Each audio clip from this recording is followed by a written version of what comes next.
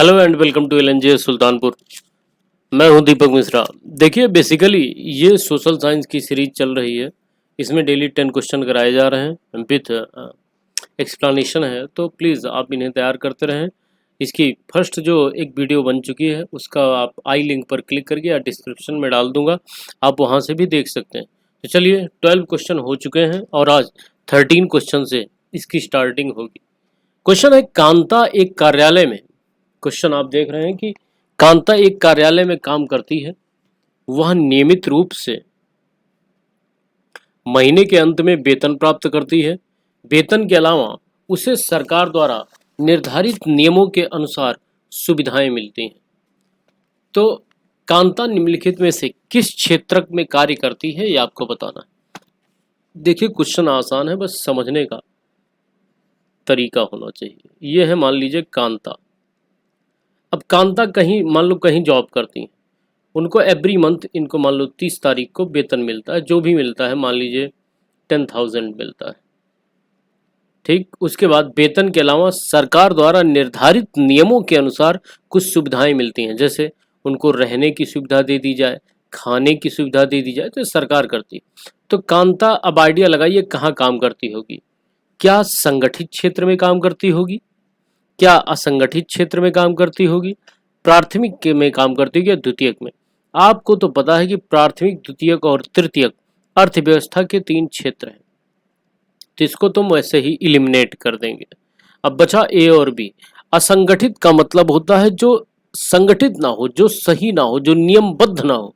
और बार बार ये नियमों की बात कर रहा है। किसकी बात कर रहा है? नियमों की। तो असंगठित यानी जब कोई नियम ही नहीं, तो ये भी ऑप्शन कट जाएगा। तो 3 ऑप्शन कट गए, आपका ऑप्शन ए बचा और यही सही है। संगठित क्षेत्र होता क्या है जान लें। एक ऐसा क्षेत्र जो सरकार के द्वारा पंजीकृत हो और लोग अपनी इच्छा से वहां पर काम करते हो और सरकार उन्हें कुछ सुविधाएं मुहैया कराती हो। तो अगला क्वेश्चन है, निम्नलिखित में से कौन सा ऋण का औपचारिक स्रोत है? औपचारिक स्रोत है ए रिश्तेदार, बी व्यापारी, सी साहूकार या फिर डी सहकारी समिति। तो चलिए इसको थोड़ा सा समझने का प्रयास करते हैं। देखिए बेसिकली 2 तरह की चीजें होती हैं। कितने तरह की? 2 तरह की। एक तो होती है औपचारिक, जस्ट अ मोमेंट।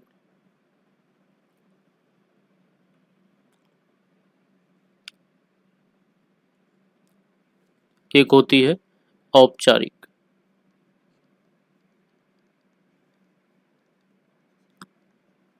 और एक होती है अनौपचारिक। जो औपचारिक ना हो वही अनौपचारिक है, और पत्र भी लिखे जाते हैं औपचारिक और अनौपचारिक। चलिए समझते हैं औपचारिक होता क्या है।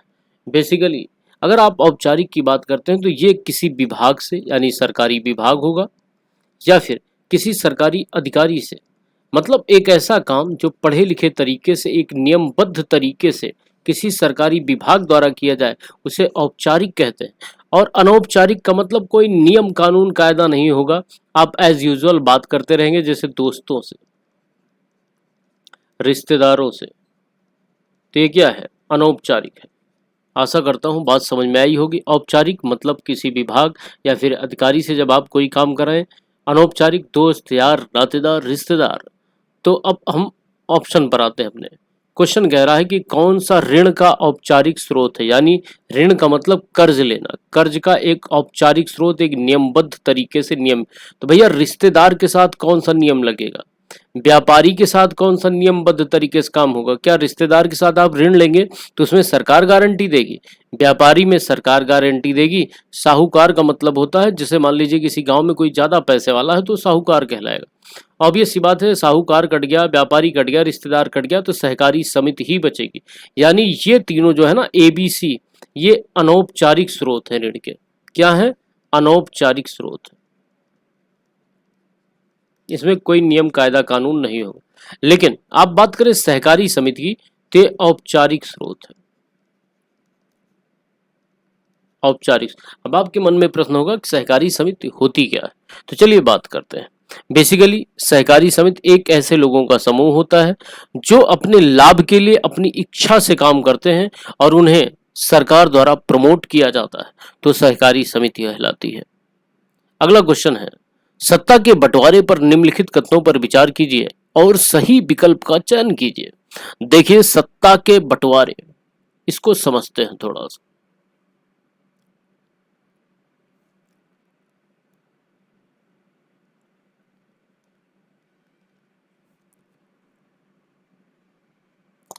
देखिए, सत्ता के बंटवारे, सत्ता मतलब शासन, पावर। जैसे इस समय भारत में सत्ता में कौन है? मोदी गवर्नमेंट है, यानी बीजेपी है। अब ये कह रहा है कि सत्ता का बंटवारा करना, बंटवारा करना का मतलब है कि एक देश पर किसी एक व्यक्ति का शासन ना होना। मान लीजिए आप किसी एक व्यक्ति के हाथ में सारी पावर दे देंगे तो वो सही भी करेगा, वो गलत भी करेगा, वो जिसको चाहेगा जैसा न्याय दे देगा। तो आपको पता है जो पावर है वो भारत में भी बटी हुई है। किसमें किसमें? कार्यपालिका, दूसरी विधायिका और तीसरी न्यायपालिका।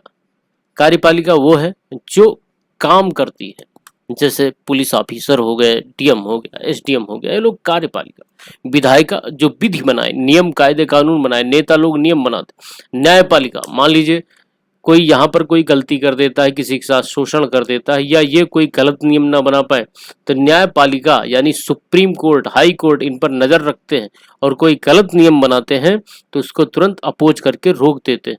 तो सत्ता का बंटवारा इसलिए बहुत जरूरी है, किसी एक के हाथ में पावर देना सही नहीं है। तो हम अपने क्वेश्चन पर आते हैं। सत्ता के बंटवारे पर निम्नलिखित कथनों पर विचार कीजिए और सही विकल्प का चयन कीजिए। ऑप्शन फर्स्ट, यह लोकतंत्र को मजबूत करता है। बिल्कुल आपको पता है कि दो तरह के तंत्र होते हैं, एक लोकतंत्र और एक राजतंत्र। बेसिकली लोकतंत्र यानी लोगों से बना तंत्र, यानी जनता के द्वारा जहां पर चुनाव होता हो लोकतंत्र है। राजतंत्र जहां चुनाव ना होता हो, राजा का बेटा फिर राजा बने, फिर वंशानुगत शासन होता है। तो ये तो है भाई, ये सही होगा। क्यों? क्योंकि ये लोकतंत्र को मजबूत करता है, ऑब्वियस सी बात है। दूसरा है, यह सामाजिक समूहों के बीच संघर्ष को कम करता है। बिल्कुल सही बात है। मान लीजिए दो लोग लड़ जाते हैं, अब कौन यह तय करेगा कि इसमें कौन सही है कौन गलत है? भाई ये भी अपने आप को कभी गलत नहीं कहेगा, ये भी गलत नहीं कहेगा, लेकिन ऑब्वियस सी बात है कि दोनों में से एक न एक की तो गलती रही होगी। तो ये तय कौन करेगा? तो ये हमारा लोकतंत्र करता है, लोकतंत्र में स्थापित न्यायपालिका करती है। तो यानी ये भी बिल्कुल सही ऑप्शन है। सी, यह राजनीतिक स्थिरता को सुनिश्चित करता है। बिल्कुल सही बात है। यानी अगर राजनीतिक स्थिरता नहीं रही, स्थिरता को सुनिश्चित करता है। जो राजनीतिक स्थिरता होती है वो सुनिश्चित रहेगी। यानी ये नहीं कि आज सरकार है कल फिर चली जाएगी, परसों कोई बन जाएगा, नरसों कोई बन जाएगा, जैसे पाकिस्तान में है। पाकिस्तान में राजनीतिक स्थिरता नहीं है, वहां पर आज तक कोई पीएम कंटिन्यूअस पूरा टेन्योर अपना पूरा नहीं कर पाया है। तो आप अगर देखें, चौथा ऑप्शन है, यह दलों के बीच सामाजिक आर्थिक संघर्ष लाता है। भाई ये तो संघर्ष को कम करता है, लाएगा कहां से? तो फोर्थ यानी गलत है। अब फोर्थ आप देख लीजिए किसमें किसमें। फोर्थ ये ऑप्शन बी में है, यानी ऑप्शन बी भी नहीं होगा। फोर्थ ऑप्शन सी में है, ये भी नहीं होगा। फोर्थ ऑप्शन डी में है, ये भी नहीं होगा। फोर्थ सिर्फ इसमें नहीं है, यानी यही सही है। फर्स्ट, सेकेंड एंड थर्ड तीनों सही है। तो आप इलिमिनेट करने का प्रयास करें क्वेश्चन को। तो चलिए, ये तो इंग्लिश में दिया गया है, लोड ना लीजिए, वही चीज है। अगले क्वेश्चन पर आते हैं। क्वेश्चन 16 कह रहा है, नीचे दो कथन, अभिकथन ए और कारण आर दिया गया है, कथनों को पढ़िए और सही विकल्प का चयन कीजिए। मतलब कोई स्टेटमेंट बोल दिया गया, जैसे चुनाव लोकतंत्र की आत्मा है। बिल्कुल सही बात। अगर चुनाव नहीं होगा तो लोकतंत्र होने का कोई मतलब ही नहीं है, तो फिर वंशानुगत शासन प्रणाली आ जाएगी ना। कारण क्यों आत्मा? उसका कारण बता रहा है कि चुनाव राजनीतिक भागीदारी का विस्तार करते हैं। बिल्कुल बहुत ही सही बात लिखी है। चुनाव होगा तो अगर आप 5 साल के लिए आए हैं, अगर आप गलत करेंगे तो फिर आपकी कुर्सी छीन जाएगी, कोई और आएगा। तो बिल्कुल सही बात, चुनाव राजनीतिक भागीदारी का विस्तार करती है, यानी सभी को चांस देती है। तो क्या ऑप्शन ए सही है? बिल्कुल सही है, यानी अभिकथन सही है, चुनाव लोकतंत्र की आत्मा है। और कारण भी सही है। और कारण कथन ए की सही व्याख्या करता है। इसीलिए चुनाव को लोकतंत्र की आत्मा कहा जाता है, क्योंकि किसी देश में चुनाव होगा तो वहाँ राजनीतिक भागीदारी का विस्तार होगा, महिलाओं को भी खड़े होने का चांस मिलेगा, पुरुषों को भी, एससी को भी, एसटी को भी, जनरल को भी, ओबीसी को भी, यानी सभी जात के लोगों की भागीदारी होगी। इसीलिए यह चुनाव लोकतंत्र की आत्मा है। यानी ऑप्शन ए और आर दोनों सही, और आर एक की सही व्याख्या करता है। Now the 17th question is, आपको मिलाना है किसको किससे? भाई किसी को मिलाना नहीं, मतलब यहां पर मिलाना है विषय और सूची को। फर्स्ट रक्षा यानी डिफेंस, पुलिस, विवाह, कंप्यूटर सॉफ्टवेयर, इसमें से आपको समवर्ती सूची, संघ सूची, राज्य सूची और शिष्ट सूची। अब देखिए यहाँ पर लोड नहीं लेना है। मान लीजिए आपको ये नहीं आता है, क्या कर लीजिए, मान लीजिए ये आपको नहीं आता है, तो करेंगे क्या, करेंगे रक्षा यानी डिफेंस। आपने पढ़ा होगा पुलिस, यानी पुलिस तो आप जानते ही हैं। तो देखिए पुलिस आपको पता है कि पुलिस में यूपी पुलिस होगी, बिहार पुलिस होगी, महाराष्ट्र पुलिस होगी। यानी पुलिस, एक पुलिस दूसरे राज्य में काम नहीं कर सकती, सब राज्य की अपनी अपनी पुलिस होती है। इसीलिए कभी आप यूपी के पुलिस को देखेंगे तो उसके बिल्ले पर लिखा रहता है कि यूपी पुलिस, बिहार जाएंगे तो बिहार पुलिस, है ना, गाड़ी पर लिखा रहता है, महाराष्ट्र जाएंगे तो एमपी पुलिस, ये सब लिखा रहता है महाराष्ट्र पुलिस। तो यानी पुलिस जो है वो राज्य सूची का विषय है। ऑब्वियस सी बात है, राज्य मतलब यूपी, बिहार, कर्नाटक, ये सब राज्य हैं, राज्य सूची का विषय, यानी 2 का 3। तो चलो देखते हैं 2 का 3 किसमें है। इसमें 2 का ये 1 2 3 4, 2 के 3, 2 का 3 एक ये है और एक ये, यानी इसमें 2 का 3 नहीं, इसमें 2 का 3 नहीं, ये दोनों तो कट गए। अब एक और कुछ मिल जाए तो काम बन जाए। चलिए रक्षा देखते हैं, रक्षा यानी डिफेंस। आपने देखा होगा कि रक्षा में इंडियन आर्मी लिखा होता है, इंडियन आर्मी, है ना, इंडियन नेवी, ठीक, इंडियन एयरफोर्स। जितना रक्षा जिसमें इंडियन लग जाए वो किसके हैं, केंद्र सरकार यानी संघ सूची के विषय। तो रक्षा किसका होगा, संघ सूची का विषय। तो 1 का 2 किसमें लगा, इन दोनों में, इन दोनों में 1 का 2 इसमें लगा है, यानी ये ऑप्शन क्या हो जाएगा, सही हो जाएगा। तो चलिए अगले क्वेश्चन पर चलते हैं, लेकिन उससे पहले हम आपको कुछ बताना चाहेंगे। तो क्या बताना चाहेंगे वो आप देखते चलिए। बेसिकली जो ये सूचियां दिए गई हैं ना आपके संविधान में, टोटल 12 अनुसूची है। कितनी है, 12 अनुसूची। बहुत ही बढ़िया फैक्ट है, ध्यान से सुनिएगा। जो संघ राज्य समवर्ती सूची है ना, इसे कहते हैं शक्तियों का बंटवारा। इन 12 में से 7वें अनुसूची में ये दिया गया। तो हो सकता है एग्जाम में इस बार पूछ ले कि शक्ति का बंटवारा किस अनुसूची में है, तो 7वीं अनुसूची। किसमें, इसी अनुसूची को जब आप खोलेंगे, संविधान को पढ़ेंगे, तो इसी में लिखा गया है सबसे पहले संघ सूची है, फिर है राज्य सूची, फिर है समवर्ती सूची। है क्या ये समझते हैं। संघ सूची में ऐसे विषय डाले गए हैं जिस पर सिर्फ कानून कौन बनाएगा, केंद्र सरकार, यानी मोदी जी वाली, है ना, केंद्र सरकार। राज्य सूची में ऐसे विषय दिए गए हैं जिनमें सिर्फ राज्य कानून बना सकता है, जैसे योगी जी हो गए, ये राज्य सरकार में, है ना। तो इसमें राज्य सरकार जितने विषय लिखे इस पे सिर्फ और सिर्फ राज्य सरकार कानून बना सकती है। अगर समवर्ती सूची की बात करें तो इसमें कुछ ऐसे विषय दिए गए हैं जिसमें ये भी कानून बना सकते हैं और ये भी, यानी दोनों मिलकर काम करते हैं, दोनों मिलकर काम करते हैं। अब आपके मन में क्यूरियोसिटी होगी कि सर क्या कुछ बता सकते हैं कितने विषय हैं टोटल। तो देखिए संघ की बात करें तो संघ में टोटल है कितने, 100 विषय। कितने विषय, 100। इसमें टोटल अगर आप देखेंगे तो 100 विषय दिया गया है संघ सूची में, ठीक। राज्य सूची की बात करेंगे तो राज्य सूची में टोटल 61 है। कितने विषय हैं, विषय का मतलब कितनी बातें लिखे जिन पर वो कानून बना सकते हैं। राज्य सूची में 61 ऐसी चीजें हैं जिन पर कानून बना सकते हैं। समवर्ती सूची में ऐसी 52 चीजें दी गई हैं, 52, जिन पर ये लोग कानून क्या करते हैं, बना सकते हैं, ठीक। तो देखिए बेसिकली जो संघ सूची है, संघ सूची 100 विषय हैं इसमें। जैसे आपका है रक्षा यानी डिफेंस, पहला। मैं 100 नहीं बताऊंगा लेकिन मतलब महत्वपूर्ण बता दूंगा जिनसे एग्जाम में क्वेश्चन आता है। विदेशी मामले, विदेशी मामले दूसरा ये हो गया। राइटिंग थोड़ा गंदी है लेकिन ये असल में लिखा नहीं जा सकता ज़्यादा बढ़िया से इस पे, नहीं तो आप लोग नज़र लगा देंगे। तीसरा है मुद्रा, क्या है, मुद्रा, ठीक। मुद्रा यानी करेंसी भाई, सिक्का, सिक्का मतलब कॉइन, किसका सिक्का चलता है, तो केंद्र सरकार का सिक्का चलता है, इसीलिए आप देखेंगे सिक्के पर भारत सरकार लिखा रहता है, कहीं यूपी बिहार महाराष्ट्र भी लिखा रहता है क्या भैया? आप देखेंगे नोट पर तो इंडियन करेंसी लिखी रहती है ना। रेलवे, कौन सा बे? रेलवे यानी रेल का रास्ता, बे मतलब रास्ता, यानी रेलवे। आप देखें कभी रेलवे नहीं लिखा, इंडियन रेलवेज लिखा रहता है, इंडियन लगा है, किसका विषय है? संघ का विषय है रेलवे। और कौन सा है भाई? और है आपका नागरिकता। नागरिकता क्या है? लोड ना लीजिए, बता रहा हूं। नागरिकता को इंग्लिश में कहते हैं सिटीजनशिप। ठीक, सिटीजनशिप। सिटीजनशिप का अर्थ क्या है समझते हैं? नागरिकता, जैसे हमारी आपकी नागरिकता क्या है? इंडियन है, हम सब क्या हैं? भारतीय हैं।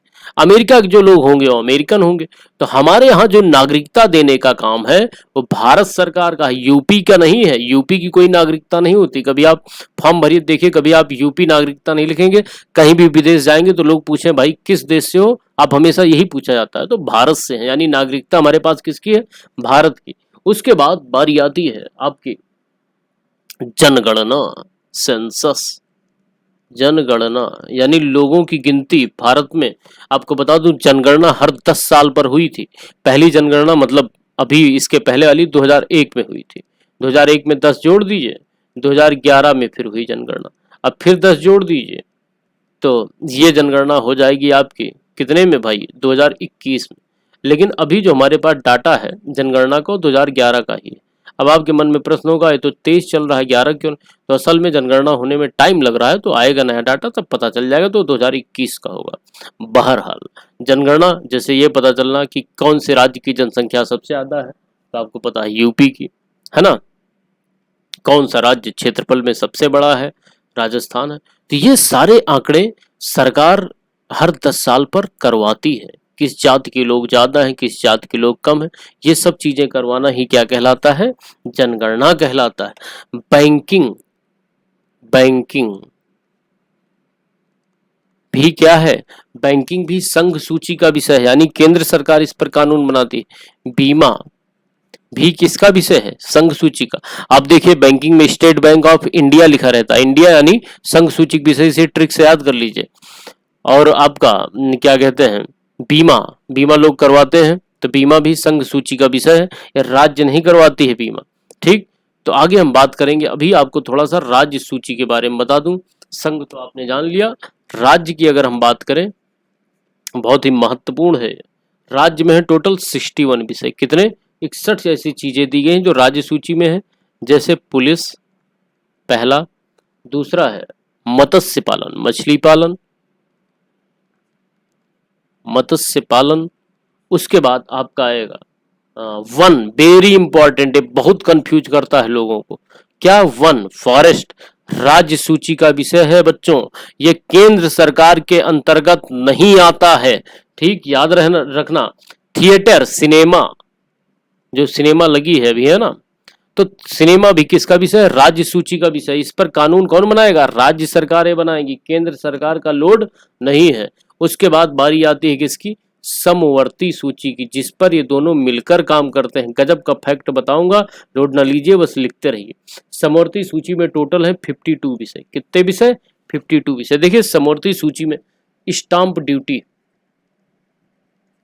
स्टाम्प ड्यूटी, स्टाम्प लगता है ना, वही स्टाम्प। ठीक, उसके बाद ड्रग्स, ड्रग्स का मतलब दवा, है ना, ड्रग्स। फिर जहर, पॉइजन। ठीक, उसके बाद बारी आती है बिजली। ये सब समवर्ती सूची के विषय हैं, दोनों मिलकर काम करते हैं इस पर। समाचार पत्र, मोस्ट इंपॉर्टेंट, प्लीज समाचार पत्र 1 ये सब याद कर लीजिए। समाचार पत्र किसका विषय है? समवर्ती सूची का। सा से समाचार, सा से समवर्ती, ऐसे करके याद कर लो भैया, ये पूछा जाता है समाचार पत्र। शिक्षा, most important, very very important, शिक्षा समवर्ती सूची का विषय है। सा से शिक्षा, सा से समवर्ती, सा से समाचार, सा से समवर्ती, ये सब किसके विषय हैं? समवर्ती सूची के विषय हैं। चलिए शिक्षा के मामले में थोड़ा सा एक फैक्ट है उसे बता देते। 1976 यानी 1976 के पहले जो शिक्षा है राज्य सूची का विषय हुआ करता था, लेकिन 1976 में भारतीय संविधान में 42 अमेंडमेंट किया गया, यानी 42वां संविधान संशोधन करके इसे क्या कर दिया गया? समवर्ती सूची में डाल दिया गया, यानी इस पर राज्य सरकार और केंद्र सरकार दोनों सरकारें मिलकर काम करेंगी। तो ये आपने जाना संघ राज्य और समवर्ती सूची के विषय में। चलिए अगले क्वेश्चन को देखते हैं क्या कह रहा है। बस एक दो क्वेश्चन बचे हैं और परेशान ना होइए। कह रहा है कि निम्नलिखित में से कौन सा समकालीन विश्व में सरकार का सबसे लोकप्रिय रूप है। बेसिकली समकालीन विश्व का मतलब समझ रहे हैं, करंट सिनेरियो में, तत्काल में। तो भैया तत्काल में जो सरकार का सबसे लोकप्रिय रूप, भाई बताइए आजकल क्या सरकार कोई तानाशाही सरकार पसंद करेगा क्या? निरंकुश सरकार पसंद करेगा क्या?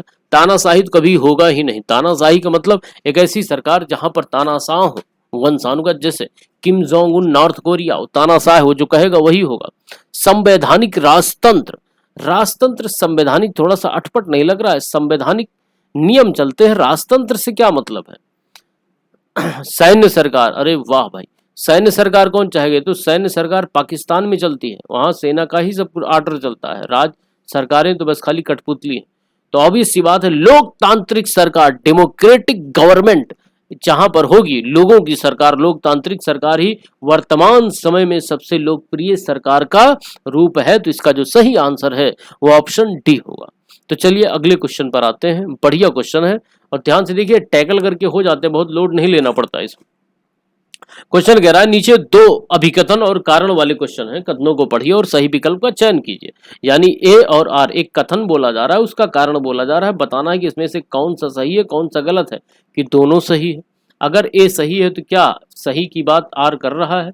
चलिए पढ़ते हैं। दुनिया के विभिन्न हिस्सों में महिलाएं संगठित हुई। ये कह रहा है कि जो दुनिया है ना करंट में, इसमें महिलाएं हर जगह संगठित का मतलब हुआ इकट्ठी हुई और समान अधिकारों के लिए आंदोलन किया। यानी जो महिलाएं हैं उन्होंने कहा कि हमें पुरुषों के बराबर अधिकार मिले, ये नहीं कि पुरुष के लिए ये अधिकार है तो महिला के लिए ना हो। जैसे सऊदी अरब में वोटिंग का पहले पुरुष को ही अधिकार था, महिला का नहीं था। सऊदी अरब में पुरुष गाड़ी चला सकते थे, महिला नहीं चला सकती थी। क्या समानता है क्या? तो नहीं। तो महिलाओं ने इकट्ठा हुआ और आपको बता दूं सऊदी अरब में भी बहुत महिलाएं हुई जिन्होंने बहुत सारे मतलब आंदोलन के, फिर जाकर समानता आई। और आपको पता है कि जैसे हमारे यहाँ स्वदेशी आंदोलन हुआ था तो 1905 में, महिलाएं और पुरुष सभी ने मिलकर इसमें भाग लिया था। यानी ये तो बिल्कुल सही। कारण क्या है? महिलाओं के आंदोलन का उद्देश्य व्यक्तिगत, व्यक्तिगत का मतलब होता है जब कोई चीज अपने लिए की जाए, और पारिवारिक जीवन में भी समानता लाना। तो भाई कोई आंदोलन कर क्यों रहा है? व्यक्तिगत के लिए कर रहा है, ऑब्वियस सी बात है कि हमारा थोड़ा सा स्थिति अच्छी हो। पारिवारिक जीवन यानी हमारे जो बच्चे हैं वो पढ़ सकें, हस्बैंड को रोजगार मिल सके, है ना? तो यानी ये भी सही है। यानी ए सही है और आर ए की सही व्याख्या करता है। तो यानी ए और आर दोनों सही और आर ए की सही व्याख्या करता है। इसका सही हो जाएगा ऑप्शन ए। तो लास्ट क्वेश्चन है आपका, बहुत ही बढ़िया क्वेश्चन दिया गया है। क्वेश्चन कहता है निम्नलिखित में से कौन सा मामला पारिवारिक कानूनों से संबंधित नहीं है? पारिवारिक कानून का मतलब परिवार में लागू होने वाले कानून किसी फैमिली के लिए। तो भाई क्या विवाह यानी मैरिज, जिसके लिए मतलब आप सभी इच्छुक होंगे, तो विवाह मतलब क्या विवाह पारिवारिक कानून में नहीं आएगा? इसे फालतू ही कोई थोड़ी कर लेगा ब्याह। तो भाई कानून तो है ना विवाह में, अगर आप कुछ गलत करेंगे तो आपको पुलिस गिरफ्तार करेगी। तो ये तो होगा ही नहीं। क्यों? क्योंकि संबंधित नहीं है पूछ रहा है। अच्छा एक चीज और बता दूं, जब नहीं है वाला पूछा करे ना क्वेश्चन में, तो नहीं को गोला कर लीजिए, नहीं तो आप है वाला लगा देते हैं, गलती हो जाती। तो नहीं वाला तो ध्यान रहेगा कि नहीं लगाना है। कौन सा नहीं है? यानी कौन, जो तीन होंगे वह एक नहीं होगा, वही जो नहीं होगा वही लगा। गोद लेना, गोद लेने का मतलब है अडॉप्ट करना। आप किसी बच्चे को अगर गोद लेते हैं तो आपको बहुत सारे मतलब पेपर वर्क करने पड़ते हैं, तब जाके कानूनी काम करना पड़ता है, तब आप किसी बच्चे को गोद ले सकते हैं। विरासत, विरासत भाई क्या परिवार से संबंधित नहीं है क्या?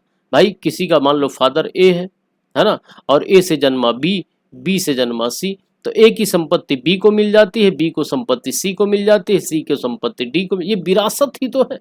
ना देना चाहे वो अलग की चीज है। यानी आप इसको साइंस से भी जोड़ लीजिए, एक पुरानी सेल से नई सेल आई, फिर पुरानी सेल से नई सेल आई, फिर पुरानी, और इसको किसने बताया था? वर्चाऊ ने बताया कि नई पुरानी कोशिका से ही नई कोशिका जन्म लेती है ना। कोशिका की खोज रॉबर्ट हुक, डेड सेल की खोज रॉबर्ट हुक, लिविंग सेल की खोज ल्यूबेनहॉक, बैक्टीरिया की खोज किया ल्यूबेनहॉक। तो थोड़ा सा प्लीज कंटिन्यू रही।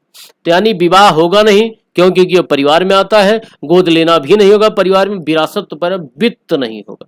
अब वित्त का क्या मतलब है? फाइनेंस। भाई देखिए, फाइनेंस का क्या मतलब है? कोई कमा रहा है, कोई नहीं कमा रहा है। अब जो नहीं कमा रहा है वो घर पे बैठ के फालतू का खा रहा है, तो उससे क्या मतलब है कि ये परिवार का कोई कानून थोड़ी है। भाई जो कमाएगा वो मौज करेगा, जो नहीं कमाएगा वो नहीं मौज करेगा। इसमें कोई कानून का क्या मतलब है? तो इसका जो सही आंसर है वो है ऑप्शन डी।